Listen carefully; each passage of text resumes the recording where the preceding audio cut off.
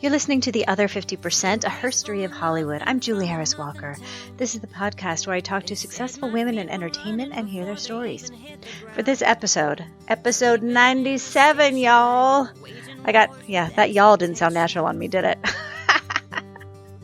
Anyway, I got to speak with Sujata Day. Sujata is an actress who plays both CeCe in Awkward Black Girl and Sarah in Insecure, along with many other credits in other shows I love, like Brooklyn Nine-Nine and Life in Pieces. But on top of that, she is also a writer, producer, and director, and you will hear all about it in this episode. She is adorable and brilliant, and put up with holding for noise of my neighbors delivering their driveway pod for what seemed like hours. Thank you, Sujata. You can find us at theother50%.com for added features, photos, show notes, and the merchandise. Please go to the website and sign up for my newsletter that keeps you posted on things like who will be on episode 100. You can also listen on Apple Podcasts, Stitcher, Podbay, and now on Spotify and iHeartRadio and YouTube.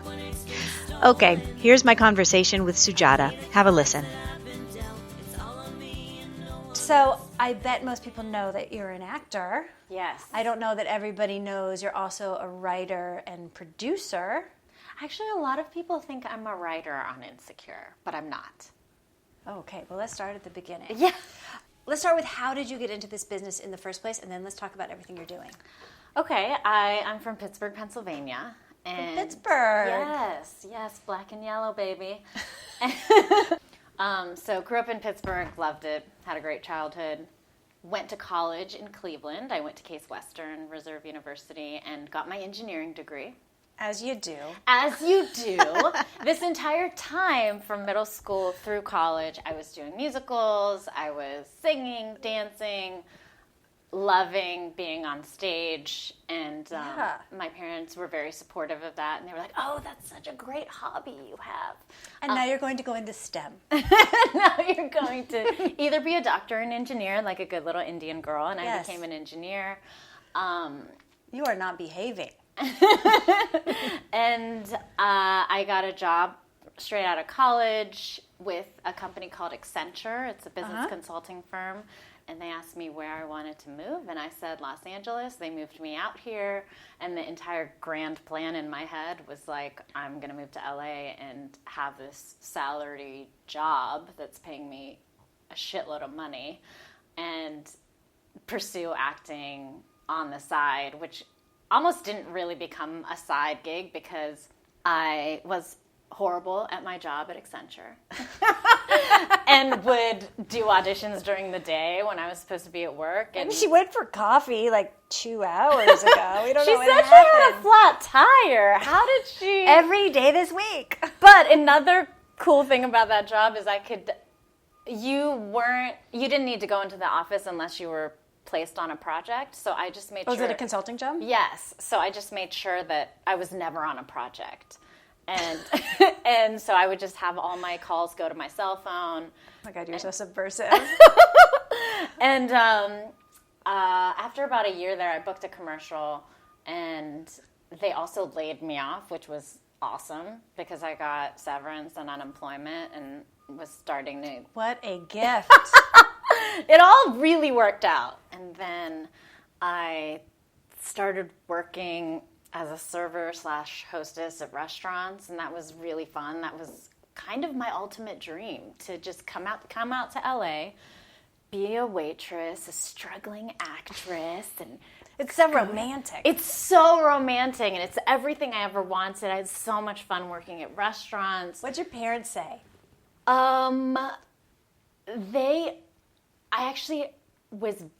I had beginner's luck with commercials. So I booked 3 commercials straight out of the gate. Oh, man. And I haven't booked a commercial since, so I don't even know. That's fine. You're on to bigger and better things. So they were more like, they saw the checks that I was getting for the commercials, and they were like, oh, okay, you can That's a career. Yeah, you can take care of yourself, you can pay your rent, you can buy food, and... That's really what matters. That's what matters. But still at this point, they're like, you sure you don't want to... Maybe you want to go to get your master's in acting if this is what you... immigrant parents are always about education. Education no matter success. what for sure it's for. And they realized at this point, I was also writing And they're like, maybe you should go get a journalism degree. And I was like, what? I'm acting. I'm in LA. But is that secure? And then 7 years ago, I was on Twitter. I joined Twitter, and this was before Twitter was like really 7 years ago. big. Who was on Twitter? Yeah, who was on Twitter? Nobody. It was you and who? And Issa Rae was on Twitter. Oh. So I joined Twitter, and it was like a New Year's resolution to be more proactive and getting my own gigs and working with different people. Network. Yes. And then what happened? Started following this guy Joshua at Film TV Diversity, which is a huge group now. At the time, not so big. And he would tweet out every day about 5 or 6 different people to follow. Hey, this is blah, blah, blah. He's a director of this. Hey, this is another woman. She's a producer on this. Hey, this is Issa Rae. She does web series. And I would follow everyone that they told me to follow.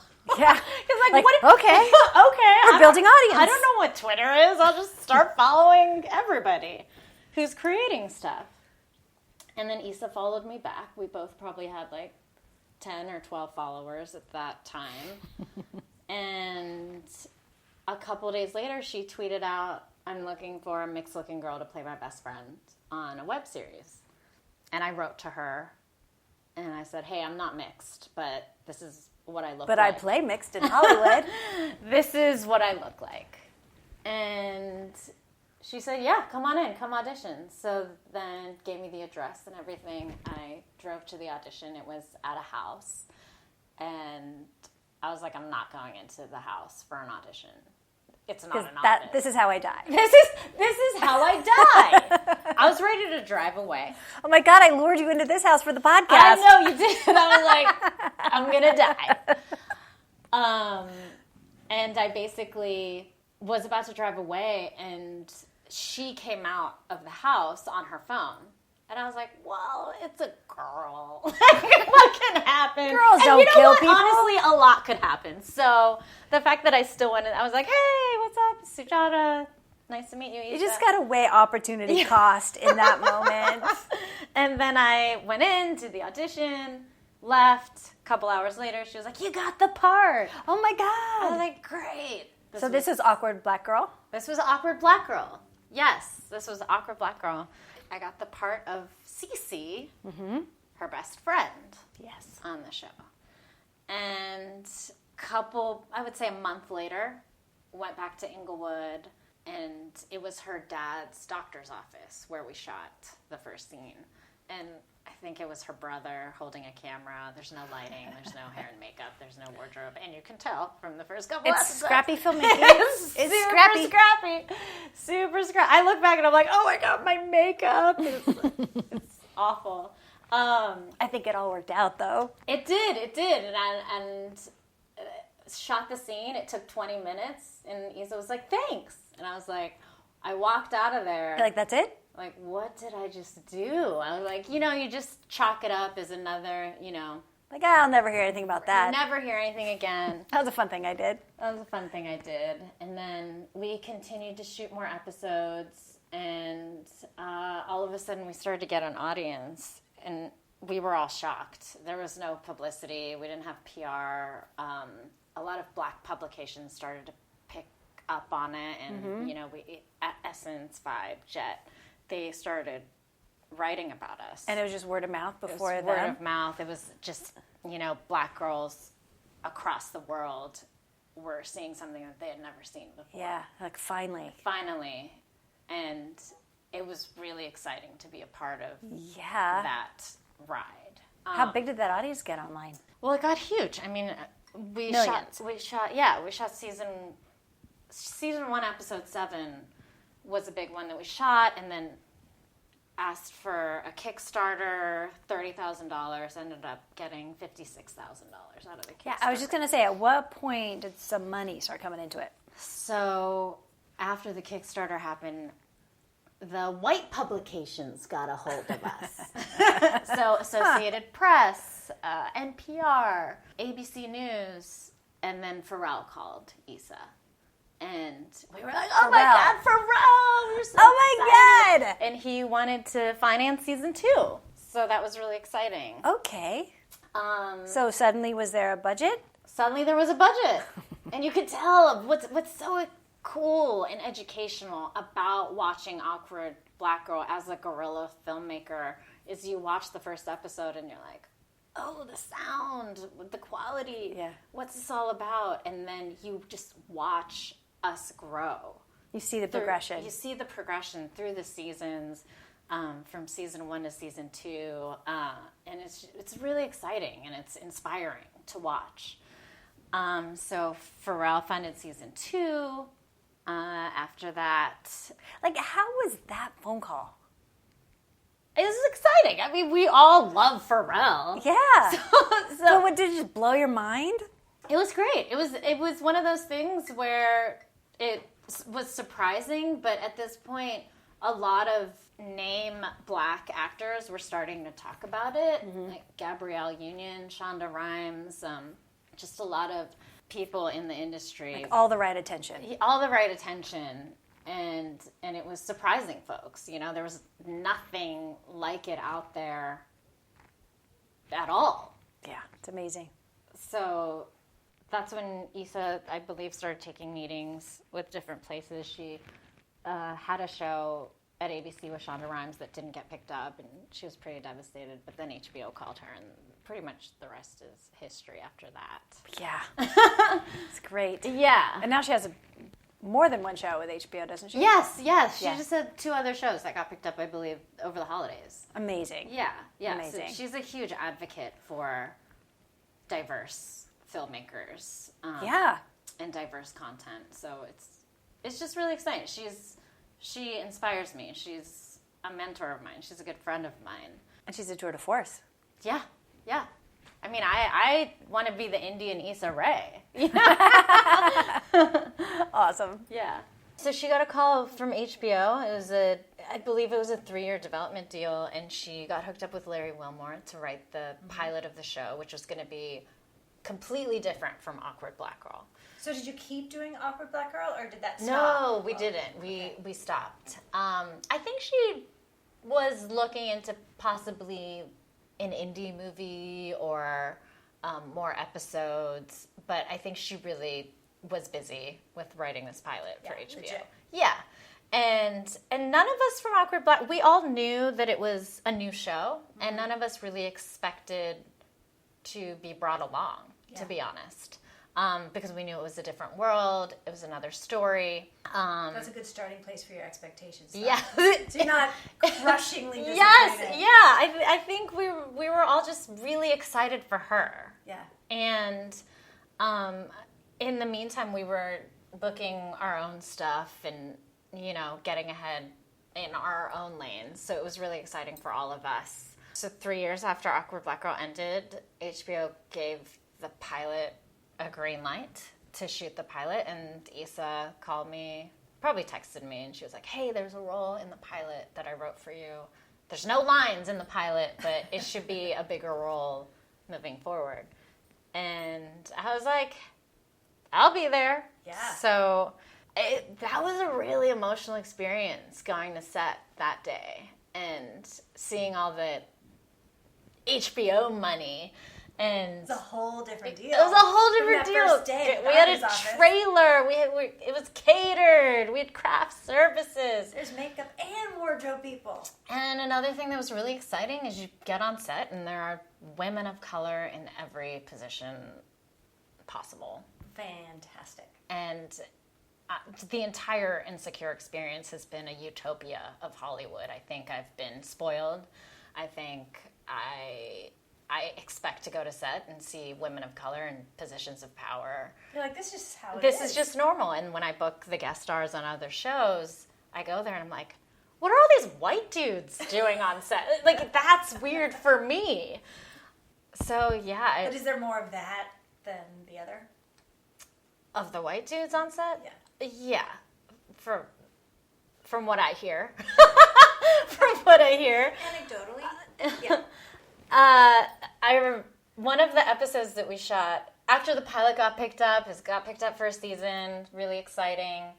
We shot an episode with a bunch of kids at the beach, and the sun was setting. We were outside watching the kids come off the school bus, and I definitely started crying just from the emotion of like, I can't believe we went from her dad's doctor's office to this full-on HBO production with cranes and writers and directors.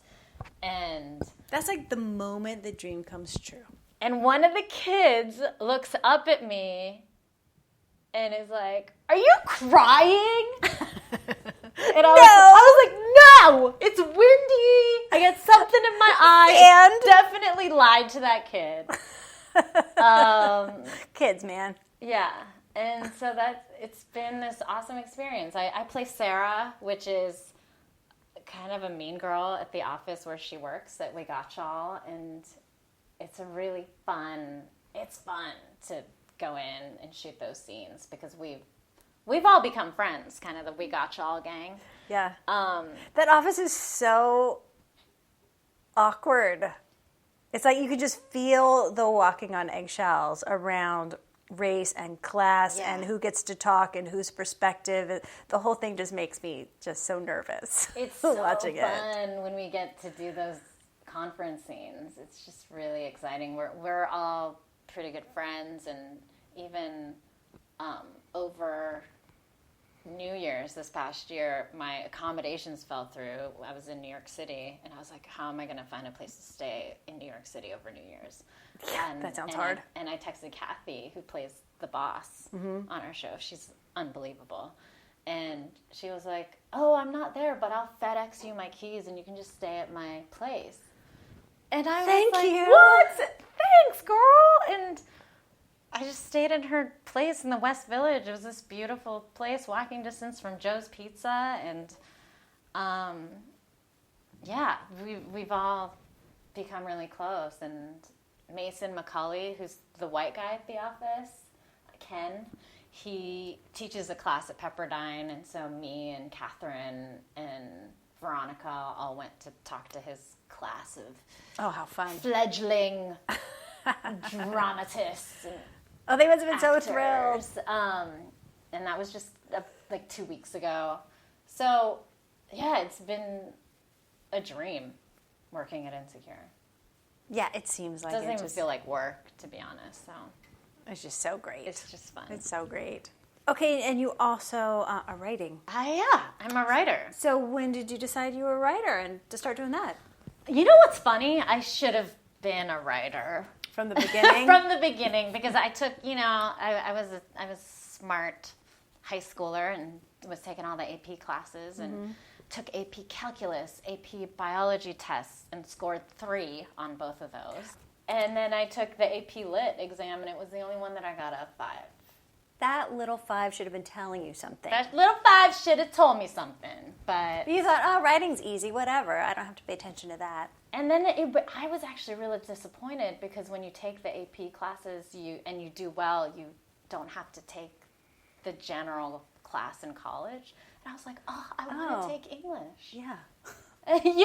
Like, wait a minute. Yeah, I just tested out of my favorite subject. And there was a part of me that was really sad about that. I was like, okay, well, whatever. And I was writing short stories. I was writing poems through school for fun. And then at Case, I studied abroad.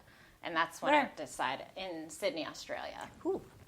And I was getting into plays, and I was once again kind of slacking off in my engineering classes. That's not where your heart was. That's not where my heart was. And I came back, and I took a semester of screenwriting and a semester of playwriting.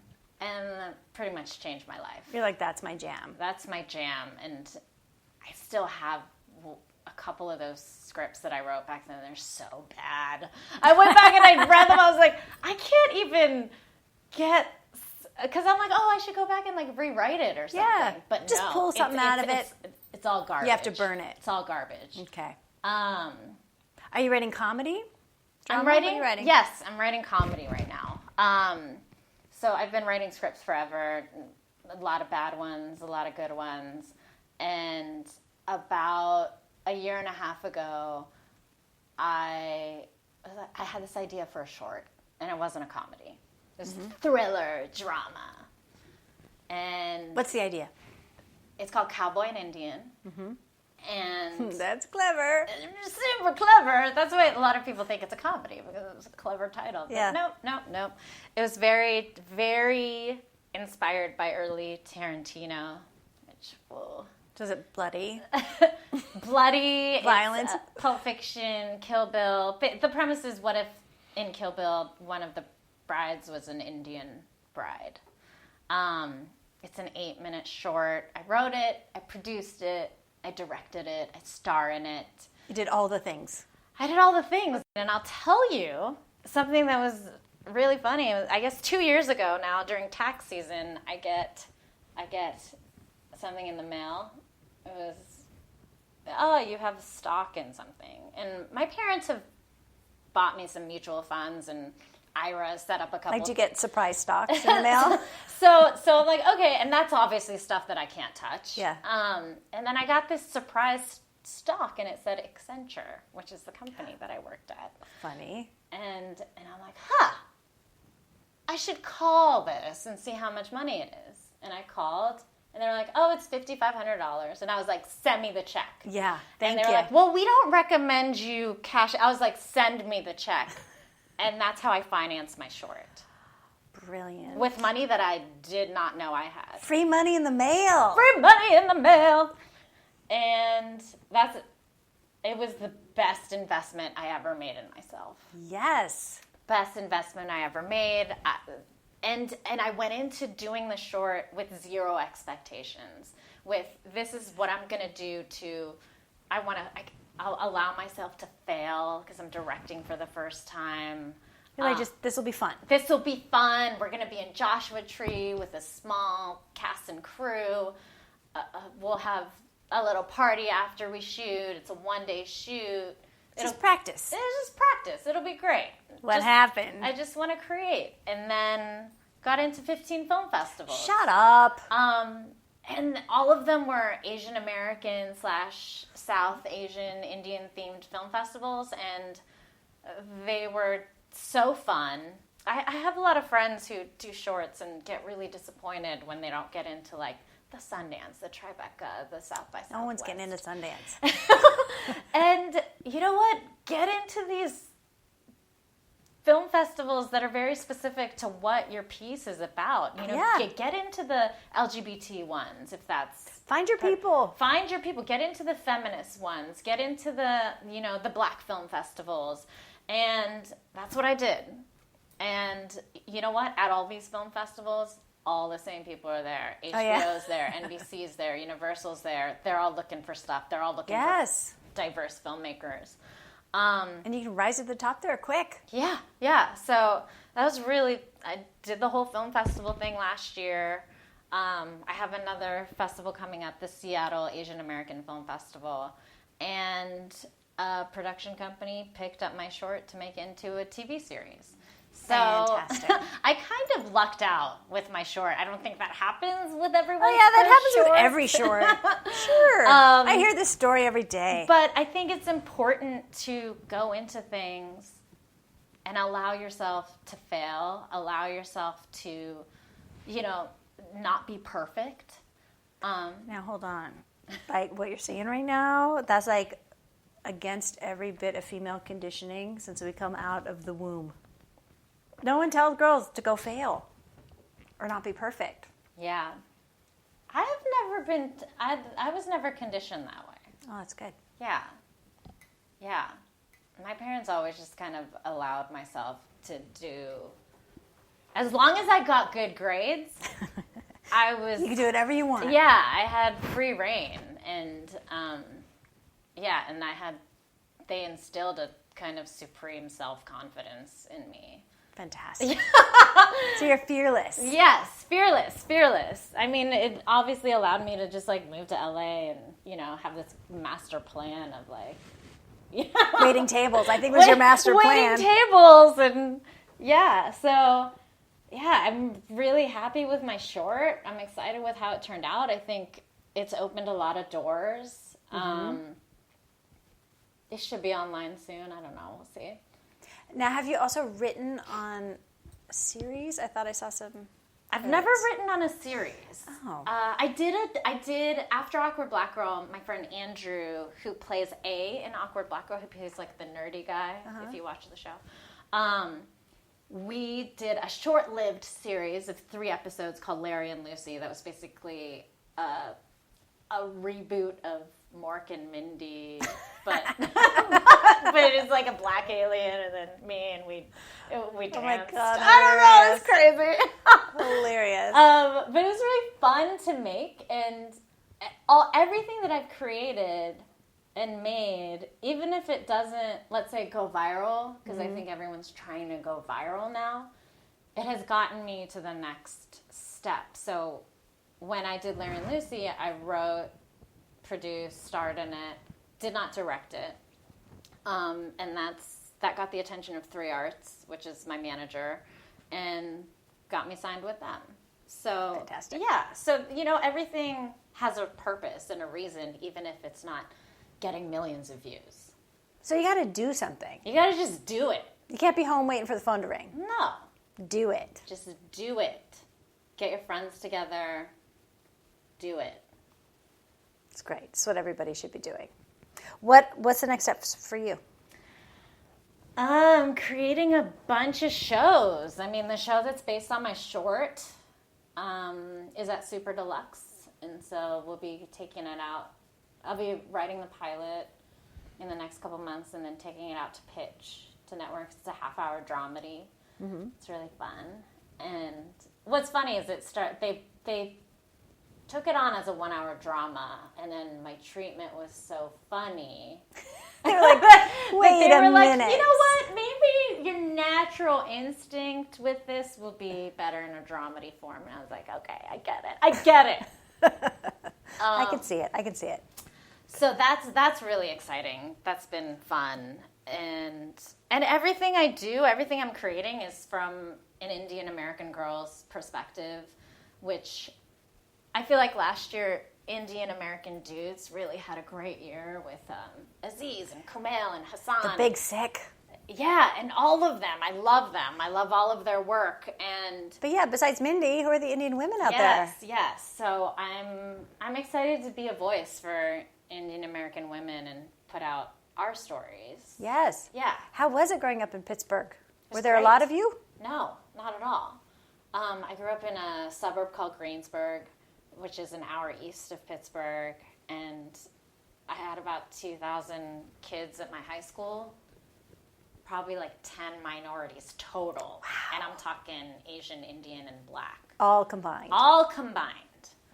But I'm going to be honest and say that I never really experienced any racism or anything like that. We kind of had free reign. I was in this group of girls where my best friend, her dad was our high school principal, so we never got in trouble no matter what we did. So I want to see that movie. It'll be really You're fun. working on that. And we even had a discussion, because I'm still best friends with her. We saw her over the holidays, and we were talking about how our school experience was so unique in that we never were led astray by boys. Like, we kind of led the boys astray. Tell me more about that. We went on our own adventures, and they Yeah. were never dependent on, does this boy like me, or does this, we would have our own adventures within our girl group, and it was exciting. Do you attribute that to anything in particular, or that's just the way it was? I don't know, like, we never, like, depended on, like, if we were at a school dance or something, it wasn't like, are you dancing with Jeff or whatever. We just, like, dance in the corner by ourselves. Like, I don't know. You weren't waiting for boys to pick you. No, not at all. And once again, it goes back to, like, all of us had this, like, crazy self-confidence / security within ourselves. And it didn't get beaten out of you in middle school. No. not at all. You're like a case study. I wish someone had been there, like with the documentary cameras.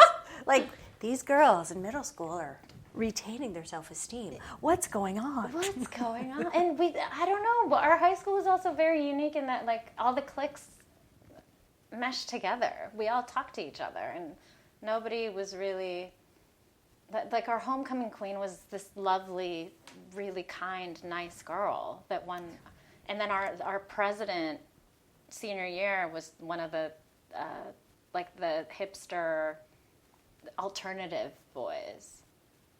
That's so cool. I think it sounds like you were in one of those classes, like every so many years a class comes through that are just great, and all the teachers are like, oh my God, it's this class. Yeah. You were just in one of those. Yeah, I think it was. Like, the jocks hung out with the smart kids, the nerds hung out with the stoners, we all kind of, we were all everything. Yeah. Yeah.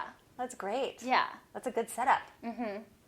Now tell me this: what do you make of kind of the state of the world at the moment? Like, women had a big year last year. Women had a big year last year? I mean, something happened collectively with our voices. That's what I mean. I think with the election of our president, I think it definitely, one of the positive things, the only positive thing that has come out of that is that everything's out in the open now. Yeah. People aren't taking it anymore. Yeah. And obviously we see that with Me Too. We see that with the stuff that's getting greenlit. We see that with the stuff that's on TV and film that's popular, that things are changing. And it's exciting to be a part of that revolution. And I feel like I like being a part of kind of Issa's journey from the beginning. It's cool to just be a woman of color on that journey with her, and seeing other people rise up recently, Yeah. It feels like now is the time. Now's the time. For sure. Now, you're out auditioning for pilot season? Yes, I am. So you're seeing everything before everybody's seeing it. Yes. And you were saying, I don't remember if we were recording or not, but that you're seeing tons of roles for women of color right now in pilot season. You know what's different this pilot season, and I've never seen this before, is that now the lead roles are going to women/people of color. It's not just the best friends as and the neighbors. Opposed to the best friend roles. Interesting. And I have never seen that before in my life. And other exciting things, I'm going in for a lot of specifically Indian women roles. And even if the pilot is written, let's say, by a white dude, they did their research on how this person would interact with her parents and another Indian guy, or so there's some authenticity there's happening. a lot of cool authenticity happening. I'm not having to do any accents. The stuff is naturally funny. It's exciting. It's great because like I said, I know all the other Indian actors out there. I ran into one of my friends this morning, and we're all talking about how exciting it is that there are roles for us that aren't stereotypes, that are fully fledged individuals. That's huge. It's huge. It's huge. And does it feel like the creators are also, because you said some white guys are creating these roles, but are you feeling like the creators are more women and people of color? Or do you even know if when you're in the room auditioning? I'm gonna say no. Still white guys? Still, yeah. The majority, there's a couple that are people/women of color, but the majority of the creators are white men who have experience in the industry. Let's say they've worked on Big Bang Theory or huge shows, and they're coming out with a new show. So, I mean, networks have faith in them. They can figure it out. That they can figure They're marketable. Yes. And I would imagine they're getting more people in their writing room, at least, I would hope. Do we know? I don't know about that one. I don't know about that Still one. maybe not. Yeah, Maybe one. I will say last year there was a pilot that went forward, and I know one person in the writer's room who's a woman of color, actually, but they have an Indian character on the show, and they were dealing with her parents' arranged marriage storyline, and I was like, that's so cool. And the writer was like, we know nothing about that. We had to call in the actress and interview her about her parents' arranged marriage. And I was like, the fact that you don't have an Indian person in the writer's room is not okay. That's a miss. That's a miss. That's a miss. And even if you had one, do you expect one to represent the entire cultural... Well, Hollywood does, yes. Yeah. Yeah. It'd be nice if like half that room were Indian, probably. I know a lot of great Indian writers. And one of the things that I think with Issa and how she filled her writer's room with mostly women of color, you have to take different avenues in finding these writers. Because they exist. Because the agents and managers are not necessarily repping them. Yeah. So maybe they have original pilots. They don't necessarily have spec scripts. And that's why you have to have a community and networking. That's how you got to find them. That's how you have to do more work Right. than is necessary. And traditional Hollywood really isn't in the business of doing more work. They're not into that. I've heard from a lot of production executives, they'll ask for the list of available directors, and they'll get the list of white men, and then they'll say, no, I need a list that has half women. And then suddenly there's a list of women on it, but certainly not the first time you ask. Right, yeah. And I'm excited I'm already meeting, even though none of my shows have gotten picked up yet, I'm going out of my way to find Indian writers on Twitter, because I need Indian writers in my room. Mm-hmm. And I reach out to them and I'm like, let's get coffee. I want to talk about... I want to know you. I want to know you. So when the time comes, I can offer you a job. Yeah, good. Are you involved in a bunch of groups? I'm not involved in a bunch of groups. I did one of the Sundance Labs 2 years ago. And that was a life-changing experience. That our lab started 3 days after the election. Oh, boy. How was the mood? When we did the introductions going around, I start bawling. I had already been crying for 3 days straight. For sure. Like there's work to be done. But it was so necessary. It was so therapeutic to be around people with the same mindset and let's change the world with our art, with our stories, with our writing. So it was a wonderful experience, and I kept in touch with so many of my fellow lab mates. And after that, I actually went to Sundance for the first time 2 years ago, and it was once again an inspiring, amazing experience. One of my friends' films won the audience award there, Gook, and Justin's film inspired me to write a feature that I finished the first draft on over the holidays, and I got to get to work on the second draft. But it's a feature that I'm planning on producing and directing and starring in. Good. And yeah, so it's been fun being a part of the Sundance family, for sure. Oh, for sure. Yeah. Now, can you tell me, and I think I know why, but why would you say it's important? Why is it important to hear everybody's voices? Well,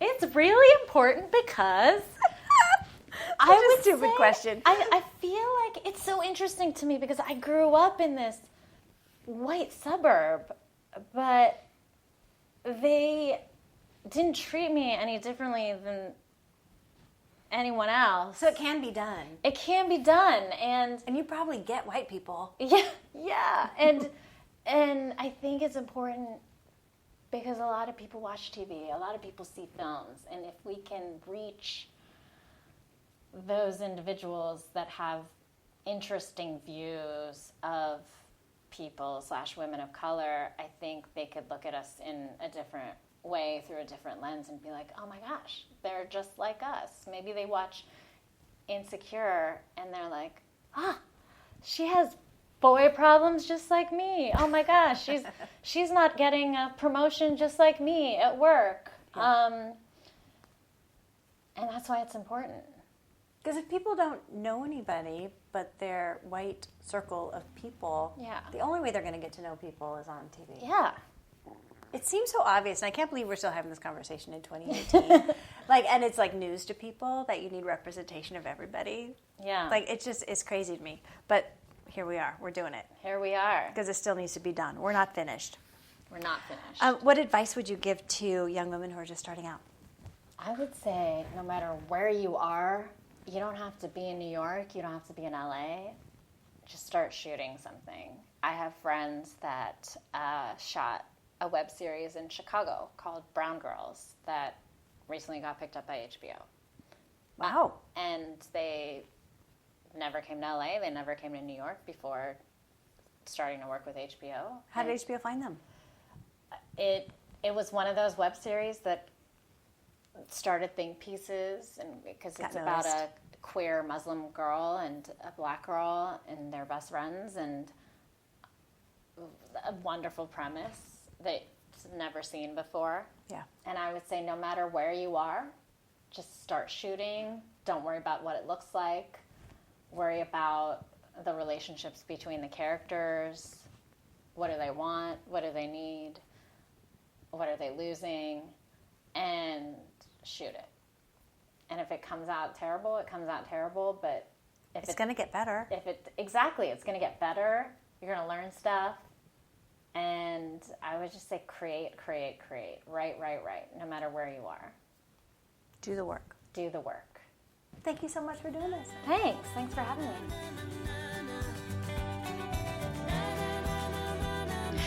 You've been listening to The Other 50%, a herstory of Hollywood. I'm Julie Harris Walker. I'd like to thank Sujata Day for sharing her story. And special thanks to Jay Rowe, Danny Rosner, and Allison McQuaid for the music. Please find us on Apple Podcasts, Stitcher, Spotify, Podbay, and subscribe and leave a review. And of course, on our website, theother50%.com, all spelled out, for added features, bios of our guests, and the merch. Please go there right now and subscribe. You can also follow us on Facebook and on Twitter at Other50% and Instagram at Other50% Podcast. Thanks for listening. See you next time.